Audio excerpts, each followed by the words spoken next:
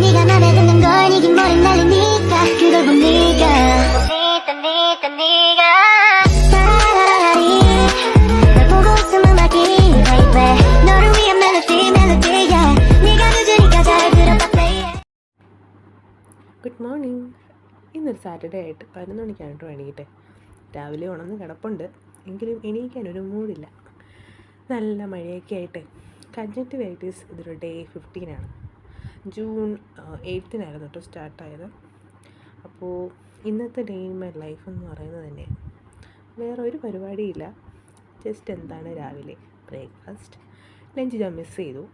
Lunch ഞാൻ കഴിച്ചു, പക്ഷേ ഷൂട്ട് ചെയ്യാൻ മിസ് ചെയ്തു. ഇതാണ് എൻ്റെ ബൂബോസ്, ഇത് ചാർലി ആൻഡ് ഇത് ഞങ്ങളുടെ മണ്ണി. ജസ്റ്റ് ഇങ്ങനെ വെളിയിലോട്ട് ഇറങ്ങി ഇങ്ങനെ നടക്കുക. എപ്പം മഴ വരും അങ്ങനെ അടുക്കളയിലോട്ട് കയറിയപ്പോൾ ലഞ്ച് പ്രിപ്പറേഷൻ നടക്കുക.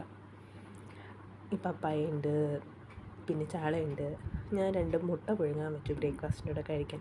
എല്ലാവരും കഴിച്ചു കേട്ടോ, ഇനി ഞാൻ മാത്രമേ ഉള്ളൂ കഴിക്കാൻ. ഒരു 2 മുട്ട എടുത്തു, ഗോതമ്പ് പുട്ടുണ്ട്, അതിൻ്റെ കടലക്കറി, ഒരു റോബസ്റ്റ് പഴം കൂടെ എടുത്തു.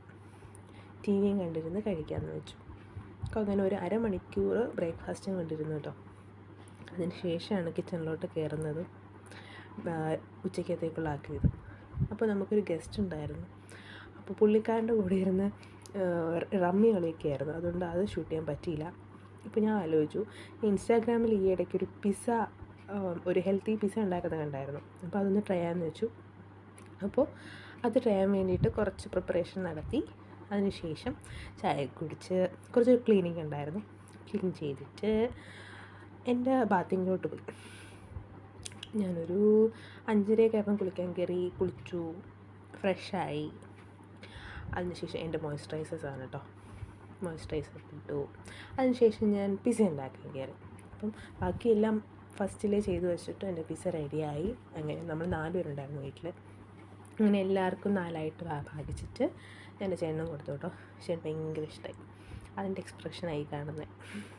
എന്നിട്ട് ലാസ്റ്റ് നൈറ്റ് ഞാൻ പല്ലൊക്കെ തേച്ച്, പിന്നെ ഇതെൻ്റെ മൗത്ത് വാഷാണ് കേട്ടോ. പിന്നെ രാത്രിയിലും മരുന്ന് ഒഴിക്കാനുണ്ടായിരുന്നു കണ്ണിൽ. അതിനുശേഷം കിടന്നു.